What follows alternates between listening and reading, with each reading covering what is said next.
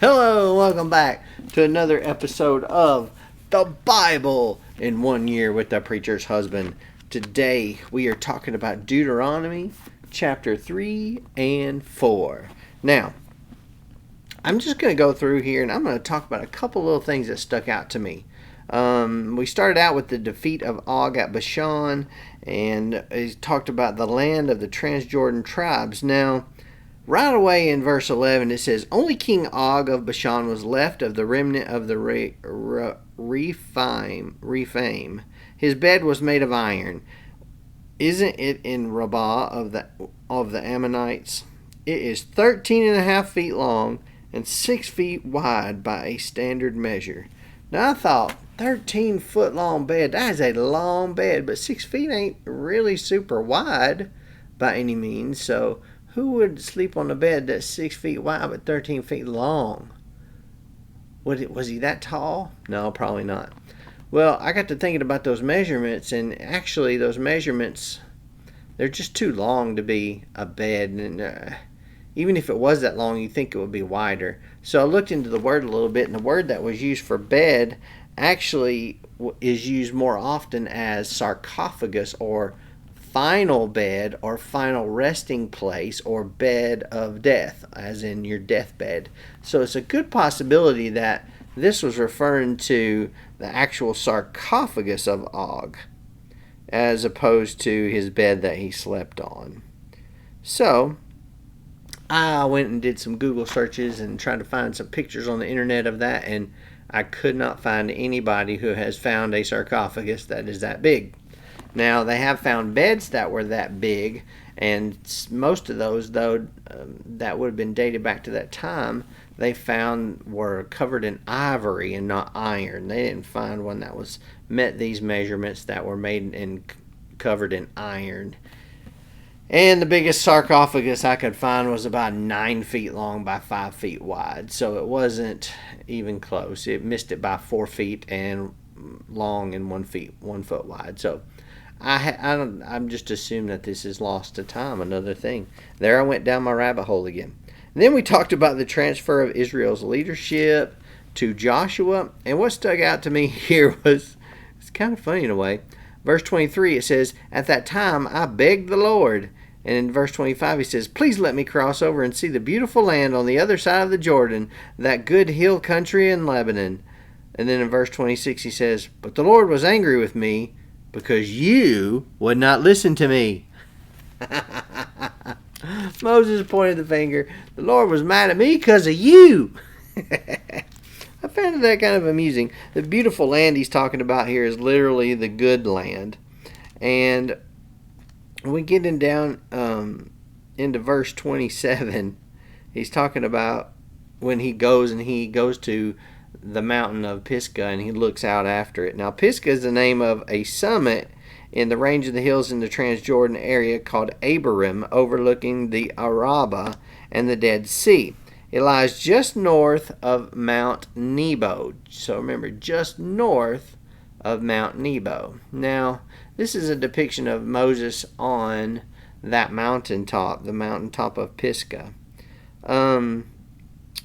North of Mount Nebo, the traditional setting of Moses' vantage point from which he could see the land of Canaan. Now, Pisgah and Nebo were twin peaks of the exact same mountain. So there's two different peaks on the same mountain. One is Nebo, one is Pisgah. But it was from Pisgah that the great lawgiver viewed the land he was forbidden to enter. Now, when we go there in real life, you'll see Mount Nebo of Siaga, Memorial of Moses, a Christian holy place. It is a holy place because the whole mountain, again, has twin peaks. One peak is called Nebo, which is where this is, and one is called Pisgah. This right here is the view from Nebo, which is right next to Pisgah. And this is kind of shows you the different places that you could see. If you're starting from the left, it says you can see Horeb there to the left, and then the Dead Sea to the left, and so forth around the circle of the viewpoint from there. So this place does exist, although the points that we are showing here as holy places are Nebo and not Pisgah. So there you are with that. I found that very interesting that you could actually go to these places. Chapter 4, verse 3, your eyes have seen what the Lord did at Baal Peor, for the Lord your God destroyed every one of you who followed Baal of Peor. Now, Baal of Peor was that place in the Transjordan where Israel was first seduced into licentious worship of the fertility deity Baal, if you remember from Numbers that we just got done with. As a result, of course, the Lord commanded Moses to kill all of the men who participated in that. We get on to verse 10 here, though. The day you stood before the Lord your God at Horeb, the Lord said to me, assemble the people before me, and I will let them hear my words, so they may learn to fear me all the days they live on the earth, and may instruct their children. Now, verse 10 in particular is the first reference in Deuteronomy to the fear of God, or the fear of the Lord, as required of God's people. So we are required to fear the Lord. But the fear that they're talking about here, the fear of God, is actually equated with wisdom. Not actually being terrified, but wisdom. To fear Him as in knowing that He is more knowledgeable than you, which should be the guiding principle of one's life. We saw this in Job chapter 28. We will see it again in Psalms 111. In Proverbs 1:7, and even in Micah 6:9, in that famous verse there. According to Isaiah 33:6 even, the fear of the Lord is the key to the divine treasure of salvation, wisdom, and knowledge. So it's not just being terrified of God. The Ten Commandments was mentioned in verse 13, of course, and I'm always into the legalities of it all, and how there were actually 2 tablets. In most legal documents, you always have to have at least 2 copies of things, and I found it interesting that Exodus chapter 32 pointed out that each of the 2 stone tablets was inscribed on both sides. So it makes me wonder if maybe the first 5 were on the front and then 5 were on the back, and then tablet 2 we had 5 on the front and 5 on the back, as if there were 2 copies of the same tablet. Just something to think about and something to ponder. We get into further along into chapter 4.